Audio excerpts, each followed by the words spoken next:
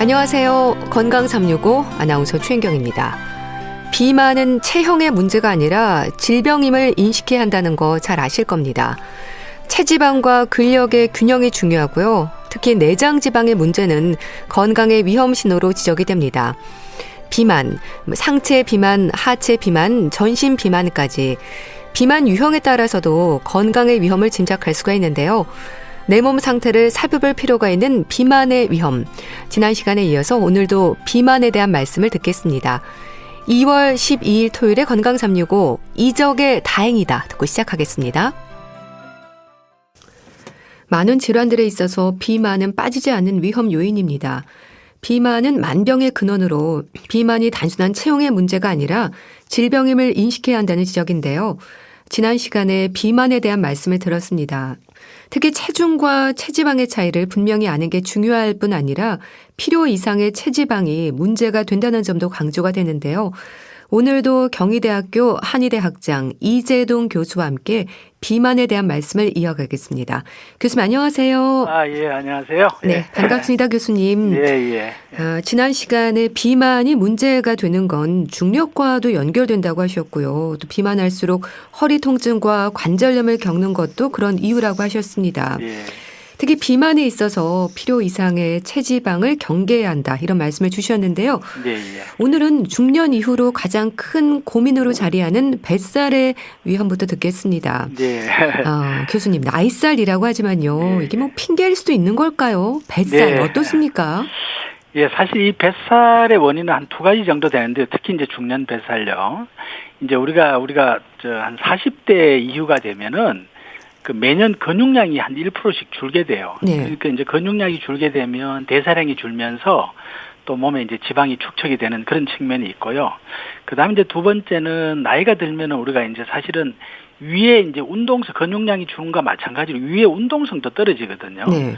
예, 특히 이제 이 뱃살의 문제는 뭐냐면 우리가 음식을 먹는 속도가 있잖아요. 그죠? 예. 입으로 들어오는 속도를 이 위에서 음식을 소화시키는 속도가 이게 따라가지를 못하기 때문에 사실은 복부에 위장에 음식물이 쌓이면서 또 가스도 차고 이제 불순물들이 이렇게 쌓이게 되는 거거든요. 네. 그래서 일단은 중년 뱃살은 이제 매년 근육량이 줄어드는 것도 하나의 원인이고 두 번째는 이제 위장 기능이 이제 떨어지면서 오히려 그 음식을 이제 결론적으로는 천천히 먹어야 되겠죠. 예, 천천히 위에 음식 찌꺼기가 남지 않도록 천천히 이제 먹는 게 중요하다 이렇게 말씀을 드릴 수 있겠습니다. 네. 그렇군요. 그러니까 근육량이 줄면서 대사량도 떨어지고 지방은 축적이 되는 건강의 위험으로 이어지는 건데 교수님 체지방의 문제 특히 비만 유형이라는 게 있지 않습니까? 예. 특징적인 부분들을 우리가 좀 알면 건강한 다이어트에도 도움이 되지 않을까 싶은데요. 우선 상체, 하체 비만 그리고 전신 비만까지 비만 유형에 따른 위험도 클 것 같습니다. 어떨까요? 네, 그렇습니다. 일반적으로 이제 사람들이 비만이라 그러면 일반적인 상식으로는 그냥 적게 먹고 많이 움직이면 된다고 이렇게 생각을 하는데 사실은 이제 전신적인 비만이 있고 또 이제 어떤 사람은 상체 쪽으로 많이 찌는 사람이 있고 또 어떤 사람은 이제 마르면서 복부만 이렇게 볼록한 그런 거에 따라서 이게 사실은 몸에 문제가 다르는 거거든요. 몸에 어떤 문제가 되는 부분들이 다 다르기 때문에 이제 우리가 신경을 써야 될 부분이 좀 다르다고 사실 말씀을 드릴 수가 있죠. 네. 자, 그렇다면 건강에 있어서 이제 어떤 유형이 더 문제일까도 궁금한데요. 우선 전신 비만은 어떻게 이해할지 설명을 좀 해주세요. 네. 전신 비만은 어떻게 보면 사실 일반적인 이제 비만의 유형이라고 이제 할 수 있긴 한데요.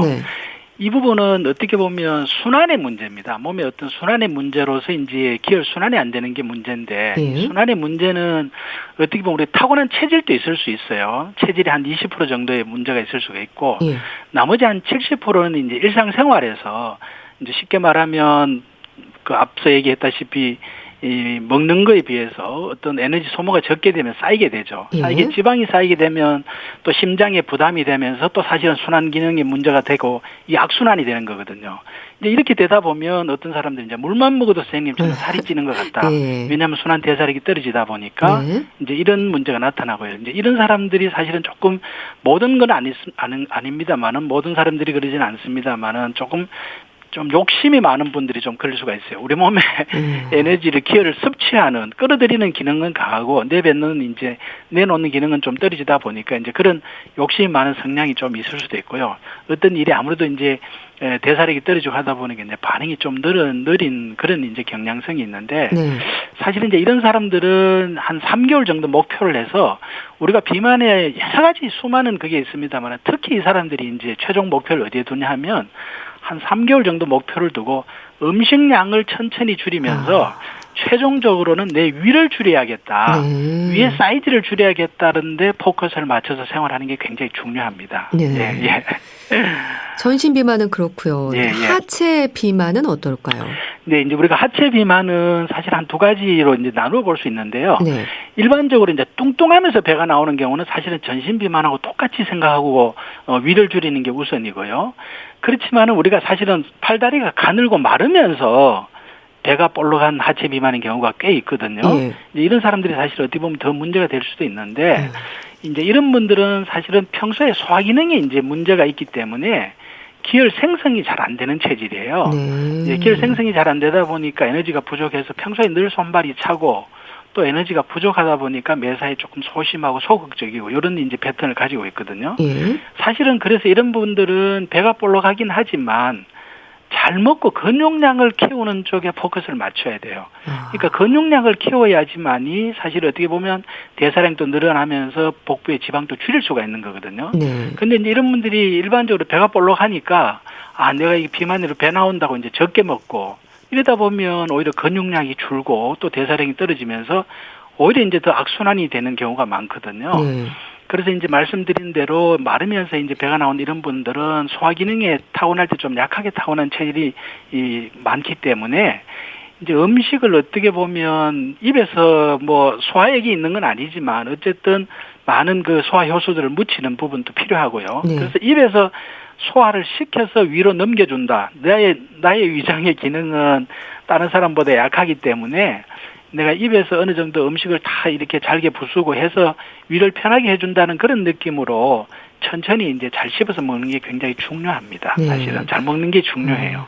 그러니까 하체 비만으로 얘기되는 복부 비만인 분들이 무조건 먹는 양을 줄인다고 해결이 되는 게 아닌 거네요. 네, 그렇습니다. 말씀드린 대로 오히려 위 기능이 약하게 또 소화 기능이 떨어지기 때문에 오히려 잘못하면 근육량이 줄면서 오히려 더 몸이 안 좋은 그런 상황이 되는 경우가 많고요.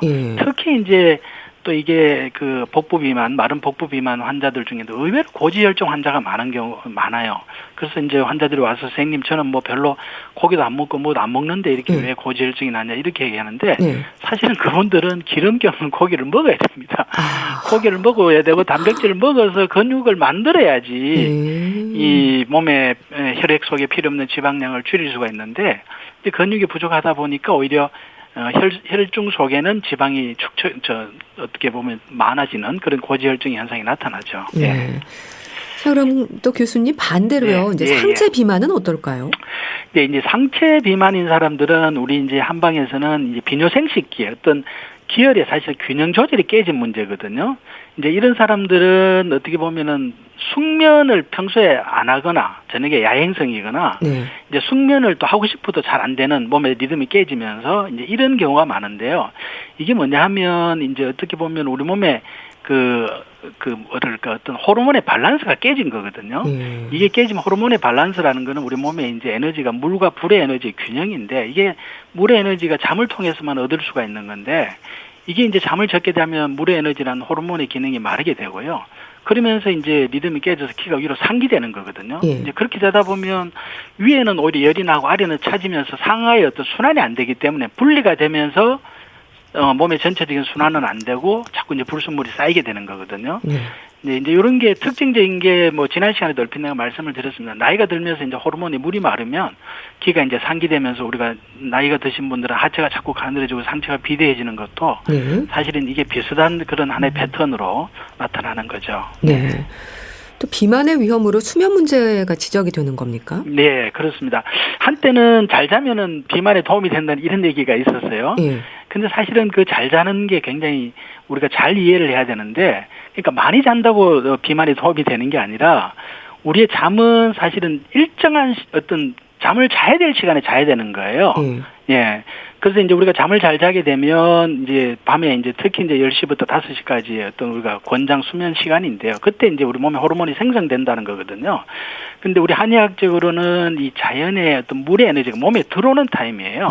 그래서 이 시간에 잘 자야지만이 우리 몸의 호르몬의 균형이 맞으면서 상하의 어떤 밸런스가 맞게 되고 그걸 통해서 이제 순환이 되면서 오히려 좋아지는데 이게 이제 깨지게 되면 앞서 말씀드린 대로 상하가 분리되면서 순환이 안 되고 이제 오히려 몸에 자꾸 불순물이 쌓이면서 비만이 오게 되죠. 네. 그리고 또 교수님 비만을 얘기할 때요, 이제 생활습관병이라는 말을 합니다. 사실 이런 생활습관이 문제가 되는 건 당뇨병을 비롯해서 많은 질환들도 다르지 않을 텐데요. 결국 잘 먹고 잘 자고 꾸준히 운동하는 일상이 가장 중요하다고 봐야 될까요? 예, 그렇습니다. 어떻게 보면 그냥 단순한 얘기 같은데 실은 우리 몸이 이제 건강한 몸은요, 잘 먹어서 우리 몸에 필요한 에너지를 잘 만드는 게 중요하고요. 그 다음에 이제 운동을 통해서 그 만들어진 에너지를 잘 순환되도록 머리끝부터 발끝까지 잘 공급이 되도록 이제 움직여주는 게 중요하고요. 그 다음에 이제 수면을 통해서 이 기혈이라는 걸 상하의 어떤 균형 조절, 일종의 이제 호르몬의 밸런스인데요. 이걸 해주는 게 사실은 제일 중요합니다. 이 세 가지만 잘 되면, 그러니까 잘 먹고 적절하게 움직이고 일정하게 우리가 수면을 통해서 리듬만 잡아주면 사실은 별로 병이 올 게 없어요. 대부분 사실은 다 여기에서 문제가 되는 겁니다. 근데 잘 먹어야 한다는 게요, 많이 먹어야 한다는 얘기가 아니잖아요. 네, 맞습니다. 얼마나 먹느냐도 살펴야 하겠지만은 뭘 먹느냐도 중요하겠죠. 네, 굉장히 중요하죠. 말씀대로 이제 우리가 비만이라는 거는 지금 이제 우리가 비만을 중심으로 얘기를 하고 있는데 몸에 이제 과잉된 지방이 문제잖아요. 그러니까 그렇죠. 이 비만한 사람들은 어쨌든 지방은 피해야죠, 당연히. 그리고 이제 탄수화물도 이게 이제 우리가 많이 먹다 보면 이게 이제 지방으로 축적이 되기 때문에 이제 탄수화물도 비만한 사람은 줄이는 게 굉장히 중요하다.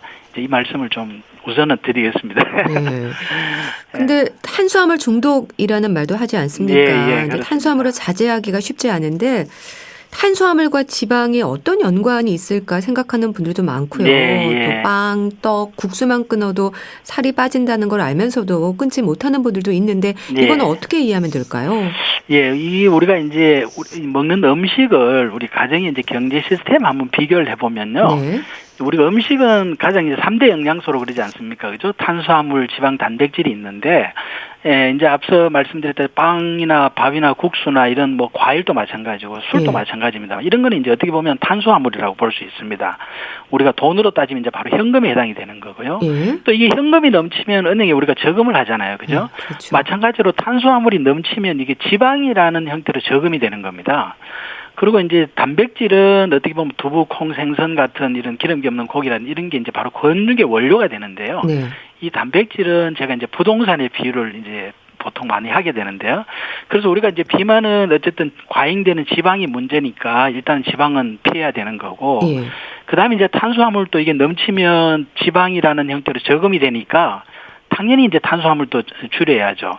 그래서 이제 우리가 특히 다이어트에서 일반적으로 다 알고 있습니다만 고단백질, 저탄수화물이라는 얘기가 바로 이제 여기서 나오는 거거든요.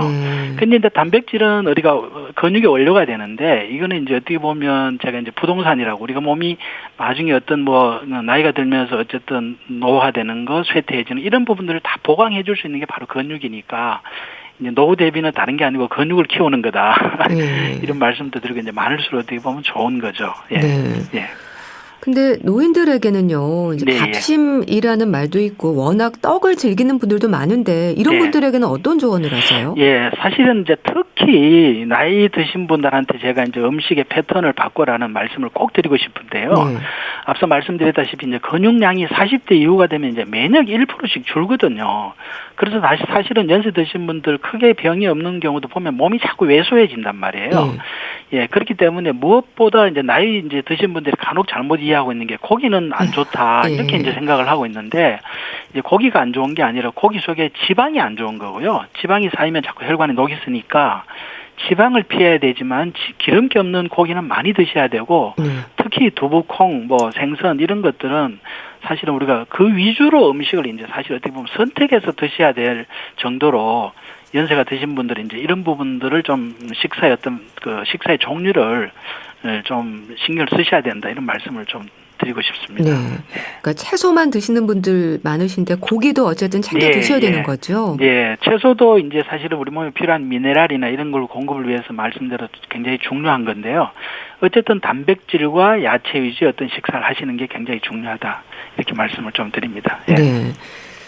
또 교수님 운동은 어떨까요? 꾸준한 운동이 중요하다는 걸 모르는 사람은 없지만요. 이게 쉽지가 않습니다. 네. 교수님은 특히 운동뿐 아니라 이제 자세의 중요성을 강조하지 않으세요? 네, 맞습니다. 굉장히 중요하죠. 이제 우리가 운동이라는 거는 사실 운동 시간 어떻게 보면 정해져 있잖아요. 그죠? 네, 그렇죠. 근데 자세라는 건 우리가 잠잘 때 이외에는 항상 그 자세가 중요하거든요. 왜 제가 자세를 중요하게 말씀을 드리냐 하면 우리 몸에 아까 기혈을 만들고 기혈을 순환시키고 하는데 그게 이제 바로 통로가 경락이라는 건데요. 네. 우리 몸통을 보면 중심으로 이제 이게 다 경락이 뭐 12개의 경락이 있다. 어떻게 보면 몸통을 중심으로 이제 순환이 되고 있거든요. 근데 우리가 자세를 이렇게 앞으로 숙인다든지 옆으로 뭐 제낀다 이렇게 하게 되면 그 경락이 접히게 되면서 기혈 순환이 잘 안 되게 돼요. 예. 이제 그러면 사실 우리가 비만이나 이렇게 국소 부위에 살이 찌는 것도 옆구리라든지 발톱이나 이게 다 경락이 접히는 부분이거든요. 그래서 자세가 굉장히 중요하고 이제 자세는 어떻게 하느냐? 예. 이제 사실은 배를 좀 당기라고 얘기를 합니다. 배를 당기면 우리가 몸이 세워지거든요. 네. 그러니까 척추를 바로 세워놓는 게 우리 몸의 기혈 순환에 굉장히 중요하다. 예, 이걸 좀 저는 평소 자세를 꼭 좀 강조드리고 싶어요. 예. 네. 또 운동 같은 경우는 뭐 이런 경락 순환을 자극할 정도로 걷는 게 좋은 건가요? 네, 예, 그렇습니다. 그래서 이제 제가 이제 어쨌든 평소에 자세는 배를 당기고 몸을 세워라. 이제 배를 당기는 이유는 이제 몸을 세우는 거는 경락을 반듯하게 해주는 거고, 예. 배를 당기는 이유는 이제 우리가 배를 이제 배꼽을 중심으로 생각을 하면 되고요. 이제 배꼽 아래에 이제 우리가 단전이라고 보통 표현하는 기가 모여 있는 곳입니다. 예. 이걸 저는 이제 어쨌든 우리가 고무풍선이 있다는 생각을 좀 하라는 얘기를 하는데요. 그 풍선을 가볍게 이렇게 배꼽을 당겨주면 이 풍선을 밀어주면 우리 몸의 기혈이 순환이 촉진이 돼요. 그래서 우리 몸의 에너지 흐름이 좋아지기 때문에 대사가 좋아지는 거죠. 이제 그게 중요하고. 그 다음에 이제 걷는 거라는 거는 우리 몸을 세우고 바로 세우고 하는 가장 쉽게 할 수 있는 거잖아요. 예, 가장 쉽게 편하게 할 수 있는 거기 때문에 제가 이제 걷는 걸 위주로 많이 하고요. 이제 걷는 것도 좀 전체적인 어떤 비만인 사람들은 좀 스피드하게, 스피드 워킹이라고 그러죠. 네. 그러니까 몸이 조금 숨이 찰 정도로 하는 게 이제 유산소 운동까지 겸할 수 있는 게 좋은 거고요. 특히 이제 상체 비만이나 이제 마른 비만들은 근육을 키워야 되잖아요. 네. 이제 우리 근육이 사실은 70% 이상의 엉덩이나 허벅지에 있는데요. 그래서 엉덩이나 허벅지에 좀 하체 힘을 주고 배를 당기고 몸을 세우되 하체에 좀 힘을 주고 하는 일종의 파워 워킹이랄까? 이런 걸 좀 하면 사실 우리가 쉽게 할 수 있는 거니까요. 이제 제가 좀 강조를 좀 드리고 싶고 뭐 요즘 추워서 밖에 못 나간다 하더라도 우리가 이제 거실에서 TV를 볼 때도 그냥 앉아서 소파에 앉아서 그냥 수그리고 볼 게 아니라 소파에 앉더라도 사실은 배를 당기고 몸을 세우는 게 중요하고요. 그렇지 않으면 뭐 거실에 서서 배 당기고 몸 세우면서 제자리 걸음하면서도 충분히 또 TV 시청이나 이런 거 가능하니까 이제 그걸 우리가 일상생활 속에서 습관화하는 게 굉장히 중요하다. 이런 말씀을 좀 드리고 싶습니다. 네. 그리고 또 상체 비만인 분들에 대한 말씀에서요. 잠을 잘 자야 살이 빠진다 이런 얘기 하셨는데 수면 환경과 습관이 중요한 이유도 짚어주세요. 예. 사실은 뭐 수면은 누구한테나 다 중요하죠. 예, 다 중요한데 제가 이제 전신 비만은 위를 줄여라 그 다음에 마른 비만은 좀 어쨌든 잘 먹고 근육을 키워라. 상체 비만은 잠을 잘 자서 기운을 끌어내려라. 이 이제 모든 생활이 다 규칙적이고 일정한 생활이 중요한데 좀 이제 자기 체형에 따라서 좀 중점적으로 둬야 될 게 있거든요. 그러니까 자기 체형을 봤을 때 상체의 어떤 형태, 좀 상태가 비대한 형태를 나타낸다는 거는 이미 이 사람은 생체 리듬이 많이 깨어지면서 호르몬 밸런스가 깨어지면서 몸의 형태까지 변화가 생겼다는 얘기거든요. 그렇기 때문에 이제 잠을 통하면 어떤 변화가 있냐면 잠을 통하면 우리가 아까 말씀드렸다시피 호르몬의 생성이 이제 굉장히 중요한데 그게 이제 잠을 통해서 이루어지는 거고 또 우리 한의학에서는 어쨌든 자연의 에너지가 이제 몸에 들어오는 거기 때문에 물이 만들어져야지 불을 끌 수가 있고 몸에 그 불과 물의 균형을 잡을 수가 있고 그 균형이 잡혀야지만 기운이 아래로 내려가거든요. 예, 그래서 이제 잠을 충분한 어떤 숙면을 통해서 호르몬 생성을 하고 그걸 통해서 물의 에너지가 만들어지고 기운을 아래로 내려주는 게 중요하다. 그리고 또 이 사람들은 잠도 중요하면서 또 이제 같은 성질에 있는 물을 많이 먹는 것도 굉장히 중요해요. 물과 호르몬은 다르지만 동류라 그래서 같은 성질을 가지고 있습니다. 네. 그래서 이런 사람들은 사실은 물을 입을 적시듯이 조금씩 자주 딴 사람보다 더 많이 물을 많이 마셔주는 것도 굉장히 중요하다. 또 이 말씀을 같이 드립니다. 네. 예. 또 일정한 시간을 규칙적으로 자야 되는 것도 중요하겠죠. 네, 예, 그렇습니다. 그 이제 잠잘 때 이제 보면 이제 우리가 뭐 잘 잡니다 이렇게 알고 보면 뭐 새벽 1시에서 뭐 아침 9시까지 자고 이런 분들이 간혹 있거든요. 근데 사실은 그거는 굉장히 잘못된 수면 습관이고요. 우리 몸에 어쨌든 수백 년, 수천 년 동안 우리 몸에 유전자라는 게 호르몬이 만들어지는 타임이 10시부터 이제 새벽 5시까지라는 거거든요. 네. 좀 더 하면 뭐 새벽 한 2-3시까지 가장 그때 호르몬 생성이 잘 되는데 어린애들도 일찍 재우라는 게 바로 성장 호르몬이 그때 나오기 때문에 네. 그걸 이제 위해서 일찍 재우라는 얘기도 하잖아요. 그죠? 그래서 잠은 사실은 10시부터 아침 새벽 5시까지 자면 좋고 특히 이제 현대인들이 10시에 자기는 쉽지가 않은 면도 있어요. 네. 그래서 제가 환자들한테 늦어도 11시에는 주무셔라. 11시에서 아침 한 6시까지 주무시는 게 좋다. 사실 아침은 또 너무 늦게 자는 거는 오히려 몸의 또 생체 리듬을 깰 수가 있기 때문에 조금 일찍 일어나서 움직이고 정 이제 피곤하면 이제 점심 식사 후라든지 이런 경우에 한 15분에서 뭐 30분 이내로 잠시 이제 눈을 붙여주는 게 피로 회복에는 우리 몸에 또 그 몸을 회복하는 데는 굉장히 오히려 더 도움이 되거든요. 네. 예, 그래서 그런 쪽으로 이제 활용하시는 게 좋을 것 같습니다. 네. 네. 자, 체중과 체지방에 대한 올바른 이해가 중요하다. 그리고 비만 유형에 따른 다이어트법이 다르다는 말씀을 주셨습니다. 네, 교수님 정리를 좀 해주시죠. 네, 이제 정리를 하면 이제 우리가 일반적으로 이제 다이어트는 무조건 적게 먹고 많이 움직이는 게 사실은 기본이긴 합니다만은 자기 몸의 어떤 체형이나 유형에 따라서 좀 달리해야 될 필요가 있다. 그래서 우리 한방에서도 사실은 치료를 그 몸의 어떤 체형이나 유형에 따라서 치료가 완전히 달라지는 거거든요. 그러니까 다시 정리해서 말씀을 드리면 전신적으로 이제 비만한 분들은 어쨌든 몸에 순환이 안 되면서 기혈 순환이 안 되면서 자꾸 불순물이 쌓이는 거니까 이걸 이제 줄여주기 위해서는 어쨌든 먹는 것보다는 적게 움직인다는 거니까 먹는 걸 줄여야 되잖아요. 이제 줄이기 위해서는 뭐 우리가 그냥 뭐 하루 뭐 며칠 이렇게 줄여서 될 문제가 아니고 최종적으로 이제 평생 관리를 해야 되는 거니까요. 한 3개월 잡아서 서서히 식사량을 줄여 나가면 우리 몸이 서서히 변화가 있는 거는 거기 적응을 합니다. 적응을 쉽게 할 수 있는데 이제 다이어트 해야 되겠다 그래서 갑자기 뭐 음식을 확 줄여버리면 그 몸이 따라가지를 못하고 의지력이 그걸 유지할 수가 없어요. 그래서 이제 위를 좀 줄인다는 그런 생각으로 좀 하는 게 좋고 또 마르면서 이제 배가 나온 사람들은 어쨌든 자기가 근육량을 키우고 잘 먹어야 되니까 이제 먹는데 문제는 이제 위가 받쳐주지를 못하니까 못 먹어서 이제 그런 형태가 되는 거거든요. 그러니까 이제 천천히 꼭꼭 씹어서 어쨌든 근육을 만들 수 있는 단백질 위주의 어떤 식사를 해서 어쨌든 근육량을 늘려야 되겠다라는 데 포커스를 좀 주는 게 좋고요. 또 말씀 조금 전에 드렸습니다만은 이제 상체가 많이 비대한 사람들은 내가 호르몬의 밸런스 균형이 깨어져가 있는 상황이기 때문에 이 호르몬의 균형을 잡아줘야지만이 상하의 균형이 맞아지고 몸의 전체적인 순환이 되면서 비만도 해결이 되는 거기 때문에 그 호르몬 생성을 위해서는 규칙적으로 일정한 어떤 저녁 10시부터 골든타임이라고 표현하는데 5시까지 내가 어떻게 하면 그 시간이 가능하면 숙면을 취하도록 노력을 하는 게 이제 굉장히 중요하다는 말씀을 제가 정리해서 좀 드립니다. 네. 비만이 우리 건강에 얼마나 영향이 큰지를 말씀드리면서 다시 한번 실감하는데요. 비만이 허리 통증과 관절염을 유발하기도 하는 만큼 또 체지방 관리를 통한 체중 관리 신경을 써야겠습니다.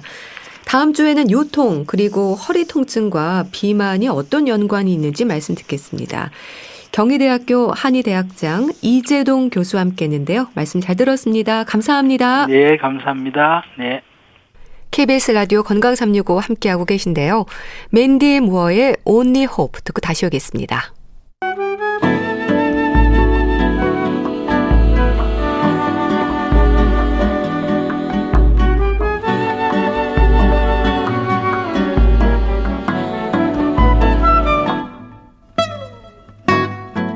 건강한 하루의 시작. KBS 라디오 건강365 최윤경 아나운서의 진행입니다.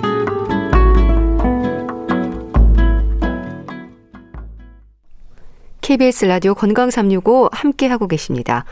주말의 건강책 정보 북컬럼니스트 홍순철 씨 자리했습니다. 안녕하세요. 네, 안녕하세요. 오늘 소개해 주실 책은 우리 모두가 궁금한 부분이죠. 아프지 않고 평생 건강하게 살면 좋은데 왜 아플까요? 책 제목이 왜 아플까요? 네요. 네, 사실 많은 분들이 제일 궁금해하는 질문이죠. 그렇죠. 왜 아플까? 나이가 한 살 먹어서 그런가? 이런 생각들을 하는 분들이 많이 계실 것 같은데요. 네. 특히 한 해, 두 해 지날수록 여기저기가 아프다라는 하소연들을 많이들 하십니다. 사실 중년이 넘은 분들은 다들 이런 고민들을 하시게 되는데 이런 분들에게 특히 왜 아플까라고 하는 책의 제목이 상당히 솔깃할 수밖에 없는데요. 네. 왜 이렇게 매일 아플까?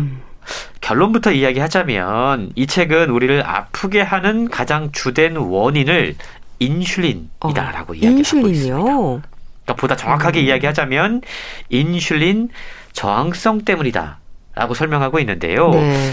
현대인들이 겪고 있는 대부분의 질환, 지방간, 비만, 당뇨, 고혈압, 치매, 신경계 질환, 호르몬 질환, 암 질환 이런 것들의 가장 기본적인 원인이 되는 게 바로 인슐린 저항성이라고 그럽니다. 네. 근데 보통 일반 사람들은 인슐린 그러면 당뇨를 먼저 떠올리시게 됩니다. 네. 그런데 이 책은 사실 인슐린 저항성이 당뇨뿐만이 아니고 만병의 근원이 된다라고 지적하고 있다라는 거죠. 네. 이 책은 신장 전문이면서 인슐린 저항성 전문가인 벤저민 빅먼 박사가 쓴 책인데요.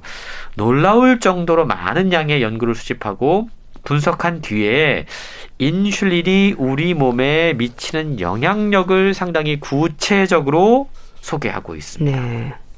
당분 섭취에서 비롯된 인슐린 저항성 그리고 고인슐린 혈증 이 문제를 정말 집중적으로 조명한 책이라는 점에서 이 책을 상당히 주목해 볼 만한 책이라고 할 수 있습니다. 네. 이 책은 콩팥병 전문의가 쓰신 책이네요. 이 당뇨병을 국민병이라고 하는 것도 또 합병증의 위험이 크게 자리하는 것도 그러니까 인슐린의 문제라는 걸까요? 생활 습관병이라는 말도 그래서 있는 걸까요? 사실 우리가 1900년대를 기준으로 3대 사망 원인을 꼽으면 네. 폐 감염, 그러니까 폐렴과 독감 같은 네. 거였고 결핵, 네. 그리고 위장내 감염증이었습니다. 그러니까 1900년대를 기준으로 왜 아플까라는 질문에 대한 대답은 전염성 질환, 감염병이라는 네. 거죠. 사실 최근 우리가 코로나 팬데믹 때문에 이 감염병, 전염성 질환에 대한 경각심이 다시 높아지긴 했습니다.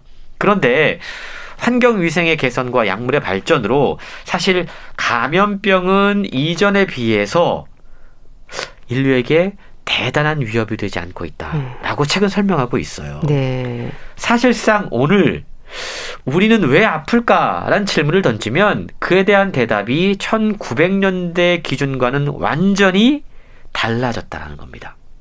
인류의 7대 사망 원인 가운데 5가지 심장질환, 암, 뇌혈관 질환, 알츠하이머, 당뇨병인데요. 이게 만성대사 질환과 연결되어 있습니다. 네. 그러니까 생활습관병이라는 거죠. 그렇네요. 더욱이 이 질환들은 지난 몇십 년 동안 계속해서 증가하는 추세인데요. 그래서 이 책은 왜 아플까라고 하는 질문의 해답을 바로 여기에서 찾고 있다는 겁니다. 앞서 설명드린 심장질환, 암, 뇌혈관, 알츠하이머, 당뇨병 이러한 질환들이 왜 지금 우리가 살고 있는 21세기에 인류의 건강과 생명을 위협하고 있는 걸까에 네. 대한 질문에 대한 답을 찾아 나간 거죠. 연구 결과 놀랍게도 이 질환들은 결국 한 가지 근본 원인으로 귀결되고 있다고 그래요. 네. 그게 바로 인슐린 저항증과 고인슐린 혈증이라고 하는 건데 모든 만성 질환에 물론 다른 여러 가지 원인과 인자가 관련되어 있습니다. 하지만 이 책은요, 고인슐린 혈증과 인슐린 저항성의 전형적인 상태, 그러니까 우리가 흔히 요즘 제2형 당뇨라고 이야기하는 이것이 가장 큰 원인으로 작동하고 있다라고 설명하고 있습니다. 네. 그 참 혈당 관리가 건강 관리라는 말도 있잖아요. 특히 제2형 당뇨의 문제가 이렇게 건강 위험으로 지적이 되기도 하는데 혈당 조절이 잘 안 되면서 나타나는 문제들을 얘기하나요? 그렇습니다. 이 당뇨가 여러 가지 합병증을 유발한다는 건 너무나 잘 알려져 있어요. 그러다 보니까 저도 지난 설 명절에 고향에 내려갔더니 저희 부모님께서 네. 아침에 이렇게 당 체크를 한번 하시더라고요. 예. 이 나이가 되면 이제는 한 번씩 해야 된다고. 그렇죠. 그만큼 당뇨에 대해서 많은 분들이 일종의 경각심을 갖고 있다는 네. 건데요. 우리가 이 책에서 설명하는 인슐린 저항성, 이건 인슐린의 내성이 생겨서 인슐린이 제대로 작동하지 않는 상태를 인슐린 저항성이라고 이야기를 해요. 근데 이 개념을 이해하려면 우선 인슐린을 제대로 좀 이해를 해야 되는데요. 네. 우리가 인슐린 그러면 보통은 당뇨병 환자들의 치료약이다 라고까지만 알고 계세요. 네. 그런데 사실 인슐린은 우리 몸에서 자연적으로 분비되는 호르몬 가운데 하나입니다. 대부분의 호르몬과 마찬가지로 췌장에서 만들어지고 혈액을 타고 온몸으로 퍼지게 되죠. 네. 근데 이 인슐린이 우리 몸에 아주 중요한 역할을 하는데 그 가운데 하나가 혈액 중에 포함된 이 당 수치를 낮추는 겁니다. 그렇군요. 포도당 수치. 예. 우리가 당이라고 하면 설탕이나 어떤 단 음식을 먼저 생각하기 쉬운데 혈당에서 말하는 당은 정확하게 포도당, 그러니까 글루코스를 의미를 하거든요. 네. 일단 소화되면 더 이상 변하지 않는 탄수화물의 최종 형태가 바로 이 포도당이라고 하는 건데, 이런 관점에서 보면 혈당에 영향을 미치는 것은 결국 탄수화물이라는 결론이 나오게 되는 거죠. 네. 그래서 당뇨병 환자들에게 또 식이요법이 강조가 되는 거겠죠. 그렇습니다.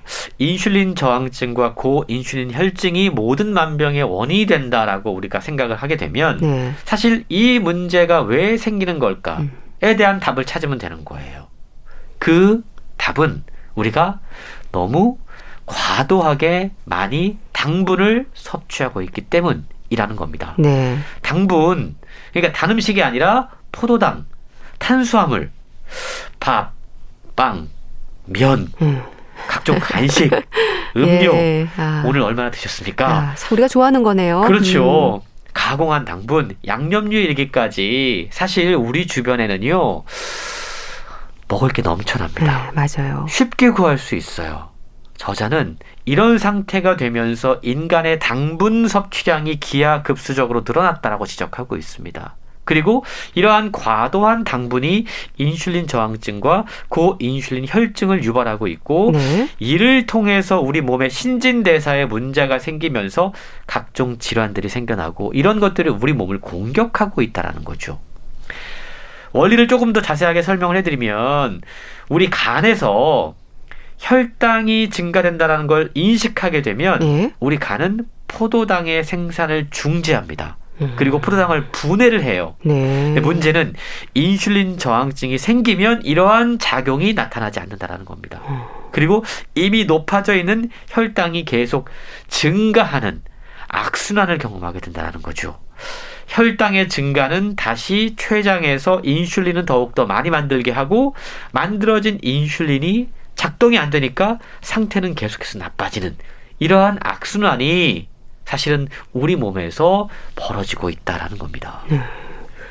근데 또 인슐린 저항성이 생기는 이유가요. 이렇게 단순히 음식이나 생활 습관 때문만은 아니지 않나요? 다양한 이유가 있겠죠. 그러니까 인슐린 저항성이 왜 생길까? 여기에 대한 원인을 좀 분석을 해봐야 되는데 네. 일단 유전적인 이유가 있을 겁니다.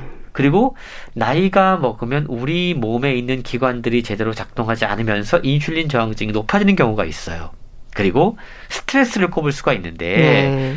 그러면서 보면 나이를 먹는 거 그리고 유전적인 요인은 우리가 사실 개인적으로 어찌할 수 없는 그렇죠. 부분이긴 해요. 근데 이것보다 더 큰 요인이 바로 스트레스거든요.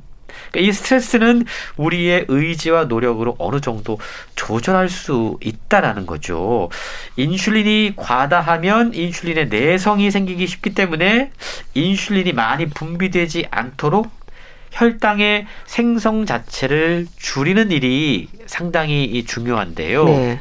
그래서 우리가 흔히 당뇨를 갖고 있는 분들에게도 가장 많이 강조가 되는 게 운동과 식이요법입니다. 네. 이렇게 얘기하면 너무 식상해. 다 아는 이야기야라고 이야기할 수 있는데 책에 보면 조금 더 자세하게 운동 그리고 의학적인 관점에서 식이요법을 설명해주고 있는데요. 네.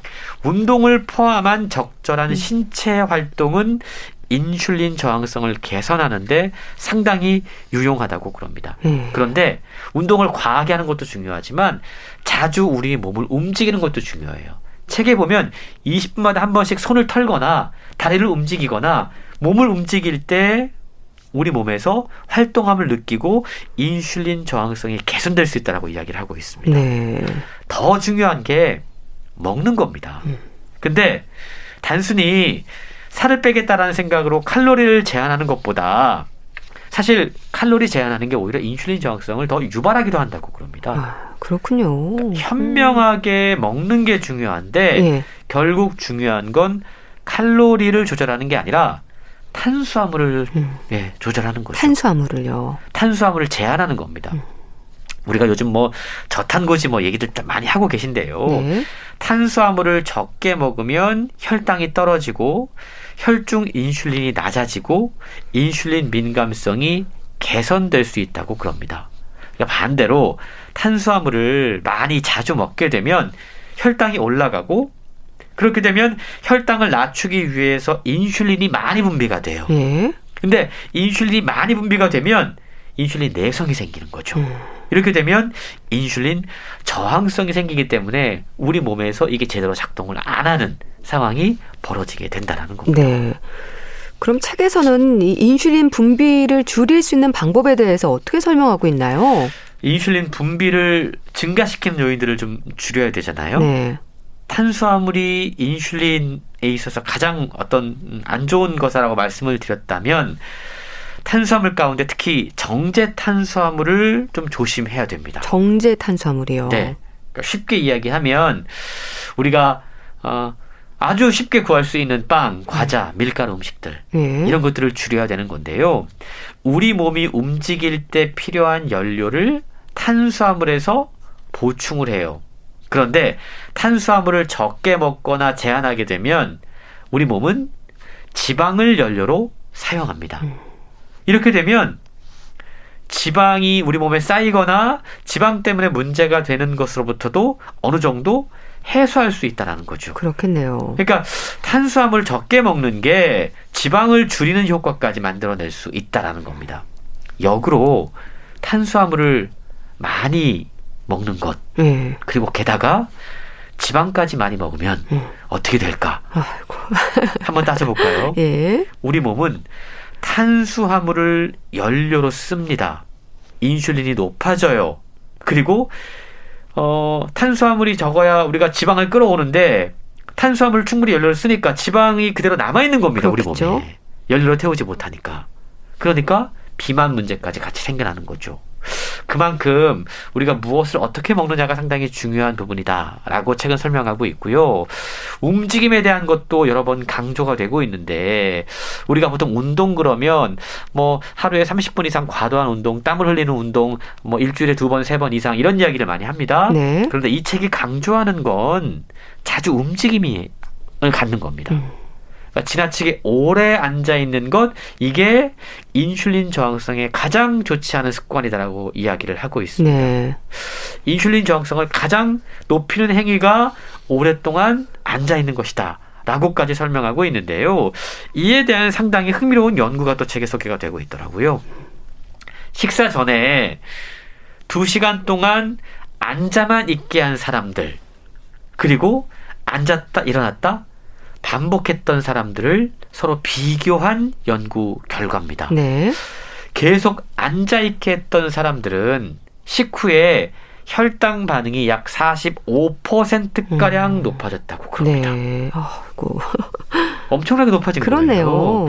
그러니까 앉아있는 것이 인슐린 저항성에 상당히 안 좋은 영향을 미치고 있다는 건데 이 피해를 완화시키는 가장 간단한 해법은 20분마다 약 2분 정도 자세를 바꾸는 겁니다. 네. 앉아있던 자세 팔을 흔든다던가 아니면 몸을 스트레칭 한다던가 뭔가 좀 몇 초 동안 근육을 수축시켜주는 것만으로도 인슐린 저항성을 해소하는데 상당히 큰 도움이 될 수 있다라고 저자는 강조하고 있습니다. 네.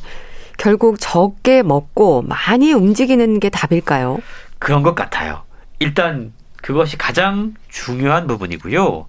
또 한 가지 인슐린 균형의 중요한 부분을 최근 지적하고 있는데 네. 잘 자는 겁니다.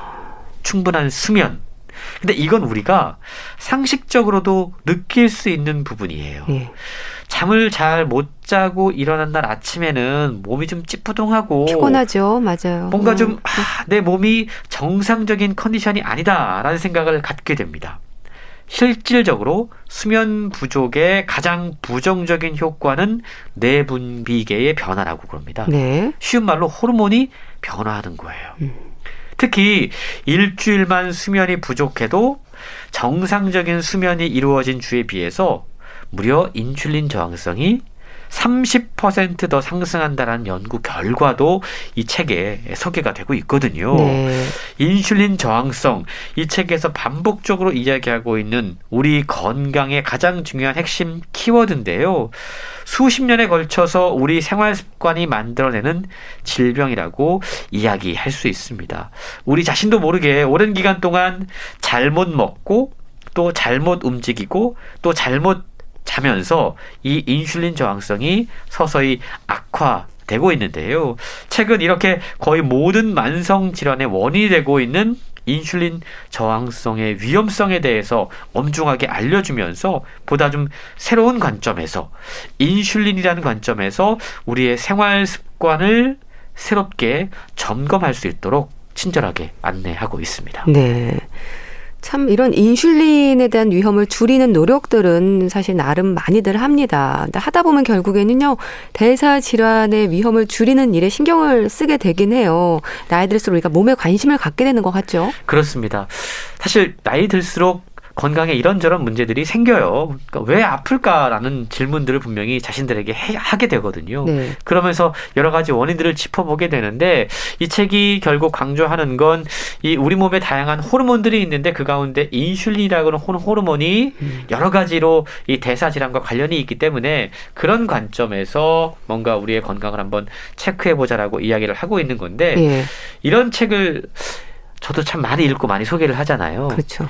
결국 건강에서 가장 중요한 건 세 가지인 것 같아요. 잘 먹고, 잘 먹고, 잘 자고, 많이 움직이고. 예. 여러 번 반복해서 하는 이야기인데 그게 과학적으로 우리가 예전에 뭐 할아버지라든가 할머니를 통해서 들었던 이야기인데 이게 이제 과학적으로 이렇게 의학적으로 증명이 되고 있다는 거죠. 그래서 우리가 어릴 적부터 좀 들어오던 그냥 할머니의 건강관리 습관, 잘 먹고 잘 자고 많이 움직이고 요거를 꼭 기억하면 여러 가지 질병들을 예방하는 데 도움이 되지 않을까라는 생각을 해봅니다. 네, 잘 먹고 잘 자고 잘 움직이고 이게 참 되게 쉬운 것 같으면서도 어렵습니다. 그렇습니다.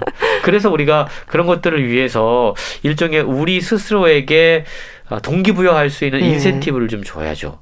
저 같은 경우에도 제가 제 사례를 몇 번 말씀드렸던 것 같은데 저도 오랫동안 앉아서 일하는 직업을 갖고 있다 보니까 저도 그래요. 잘 안 움직입니다. 근데 20분마다 한 번씩 움직이라고 책에도 조언되고 있다고 말씀을 드렸잖아요. 그러니까 저는 가끔씩 이렇게 일어나서 스트레칭을 하거나 아니면 회사 주변을 걷는 거를 생활 습관으로 가지려고 노력을 해요. 근데 그게 의지만으로는 안 되더라고요. 그럴 때 제가 저한테 주는 좋은 인센티브 동기부여는 예쁜 운동화입니다. 멋진 예쁜 운동화요. 사실 저는 6개월에 한 번씩 운동화를 한 번씩 예쁜 운동화를 그러시군요. 사서 제 책상 아래다가 둬요. 그러면 그 운동화를 보면 왠지 좀 신고 싶어지고요. 그걸 신고 한 바퀴 이렇게 걷고 싶어집니다. 그러니까 뭔가 사소해 보이지만 자기의 어떤 생활 습관을 바꿀 수 있는 좋은 어떤 제도 같은 것들을 만드는 게 결국은 우리의 건강 관리에 가장 도움이 되지 않을까라는 생각을 해보게 되고요. 이 방송 듣는 분들도 해야지라고 의지, 결심만 하기보다 그 의지와 결심을 뒷받침해 줄 수 있는 뭔가 인센티브, 나에게 주는 선물 이런 것들을 함께 고민을 하면 그 의지와 행동을 실천으로 옮기는데 좀 도움이 되지 않을까 이런 조언을 해드리고 싶네요. 네. 자, 오늘은 왜 아플까 소개해 주셨는데요. 건강 습관의 중요성을 다시 한번 또 깨닫게 되네요. 북컬럼니스트 홍순철 씨와 함께했습니다. 감사합니다. 고맙습니다. 박정현의 나의 하루 보내드리면서 인사드릴게요. 건강365 아나운서 최인경이었습니다. 고맙습니다.